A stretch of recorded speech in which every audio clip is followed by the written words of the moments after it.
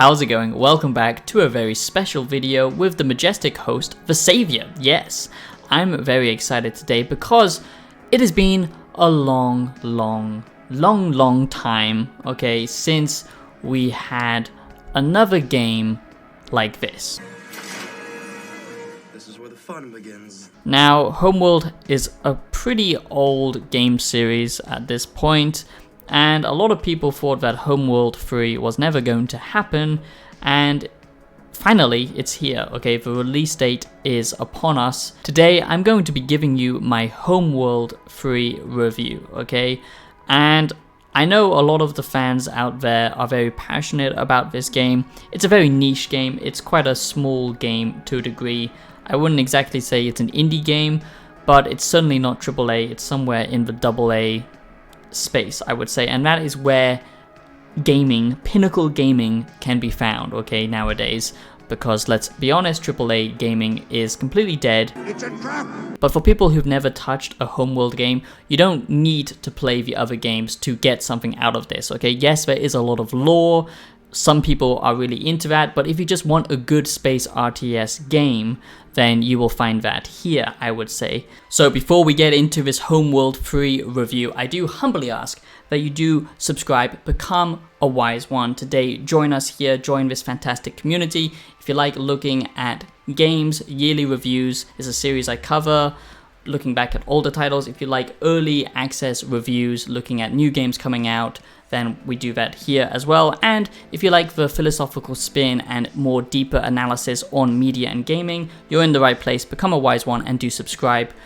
We just passed 10K, which is crazy, and I hope that we can keep building this community up because you really do matter to me. You're not just numbers. I know that's very cliche to say, but I'm really passionate about bringing back OG YouTube here, and I just love what we're doing. So sound off in the comments down below, give this video a like, support the show by checking out my music on Spotify or dropping a small donation. I would appreciate it a lot, and I do hope you enjoy this Homeworld 3 review. Let's go. This is where the fun begins. What makes Homeworld stand apart from other RTS games, I would say, is the fact that it feels very refined, okay? It feels like they spent a long time on this, and they have, believe me. It's the art style that really stands out to me, the beautiful backgrounds in this game. The massive ships are also very integral to the gameplay now, and they add a whole new layer to Homeworld. So there's a lot here that I think a lot of people are going to like, and the fact that this is a very tactical RTS game. It's a slow burn, and for people who like that type of experience, who don't want constant action, okay, I think you're going to enjoy this quite a bit. But again, this is not a game for everyone, so you do need to understand that. And I just thought I would cover it today quickly in this Homeworld 3 game review. Now, do bear in mind that this Homeworld 3 review is based on the early access content, the demo that was available, and all of the gameplay that has been released and what I could get my hands on so far playing the game. Now, I did show you some of the gameplay in action, but sadly it's not the most riveting gameplay to watch, okay? So I'm going to show you some of the trailers and stuff like that. Now, this is a very tactical RTS real-time strategy game, and like I said, I've grown to love these games over time. My real dip into this kind of genre was Mountain Blade Warband, which you could argue isn't a real-time strategy game, but there is a lot of strategy involved and it is real-time combat, so to a degree it is. But this is a top-down RTS, and you can completely pause the game and think about your decisions and your tactics. And like I said, this is for the patient gamer, okay? This is not for someone who enjoys first-person shooters, and this game doesn't offer a lot of choices or customization. There is customization in this game, but it is very heavily focused on what it does best, which is, you know, good quality space battles and basically being able to control your fleet in any way that you want. So now I'm going to get into the positives and the negatives of this Homeworld 3 review. And like I said, remember that this is only from what I've played so far. Okay, some content creators did get more early access, so bear that in mind. So I was talking about these huge ships, okay, that are now integral to the gameplay, and this really does change up the combat a lot compared to the older Homeworld games, where basically it was just like kind of little skirmishes. Now you can actually use the environment a lot more to your tactical advantage. So for example, you can hide behind these massive freighters, you can go into trench runs, you know, using the asteroids and stuff like that. You can actually use the environment to your advantage. These huge battles now give you much more room to set up choke points, to flank the enemy, and I just love that a lot more. You know, being in space, sometimes it feels like there's nowhere to go, but now having these more detailed environments and a lot of different effects that happen within these environments, like I will talk about, like some of the storms and the asteroid fields that you have to navigate. This basically makes this a lot more exciting because there is room to hide and there is room to think and to set up, you know, different flank points, choke points, and all of the strategy that's involved in winning. So I will give you some positives and negatives, but most of it is positives from what I've played so far. I can't speak on the full release, but so far it seems very good, and it's quite interesting that the developers have been kind of quiet about this game. Like I said, it's been a long wait for this, and a lot of the older fans have been waiting for this game for far too long, but finally it's here. We don't get many good quality RTS games nowadays. Finally they are on, you know, the kind of comeback, I would say, RTS. We have seen more bigger, you know, names try their hand in RTS, like Minecraft, for example, which is kind of a mixed bag, I would say. But RTS as a video game genre is definitely growing, which I like to see. You really feel the numbers in this game, you know, the ships that you lose and the ships that you destroy. It's not like a simple you know, just a firefight. And the games have always been good. Like I said, there's deep lore behind them, and there's a lot of people who love this game series just based on the lore itself. But it's got even better with like now feeling like this is an actual battle that's happening, because when the ships talk to each other, you will actually hear them with full dialogue now, instead of just the generic kind of, okay, we're moving to this position and stuff like that.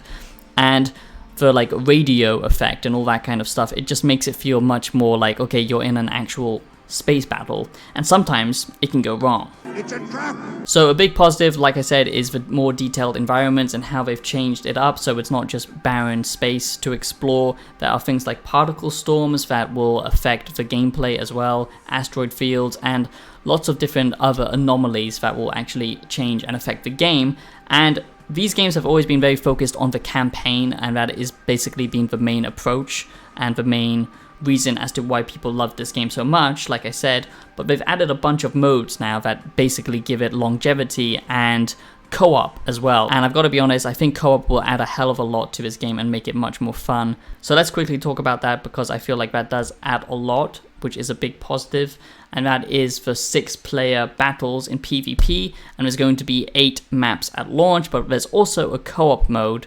and this is basically where the fun begins, okay? Because there is a lot of replayability here, and there is lots of things you can do to keep this from feeling, you know, stale. So it just keeps going and going, because there's lots of different modifiers that you can add on to these game modes, like something similar to Halo, I would say, doing these kind of co-op matches, which just adds a lot of variation. And then you've got the whole mod support as well that's coming later to this game, as you know, it builds and builds. So what makes this RTS different from the rest, I would say, is the fact that it is more slower paced. It's more of a slow burn, and it does make you think about, you know, being tactical in your approach to destroying the enemy. It's not just get all of your troops and then whack them in there and deal a bunch of damage. You know, you really have to think about what type of ships you're using and where you're using them, where you're collecting resources, and if people are being covered collecting this resource and all that kind of stuff. And it really does let you think, and there's lots of different formations that you can use, which is really cool to look at, but also it's just, you know, that's what I love about this type of game. And then this plays into the stances, the types of ships that you use, and also the fact that you can upgrade your ships and stuff like that over time. And then a big positive is now the cinematic approach to, you know, the actual battle itself. So once you've actually got your troops in formation and you set them over there, you can then, you know, watch this all unfold in like a cinematic experience. And that reminds me again of an old RTS game I played back in the day, which was like Star Wars themed, and you could land on planets and fight in space as well. That was a great game. I can't remember what it was called. I'll maybe put it on screen. Mayday, we need immediate assistance.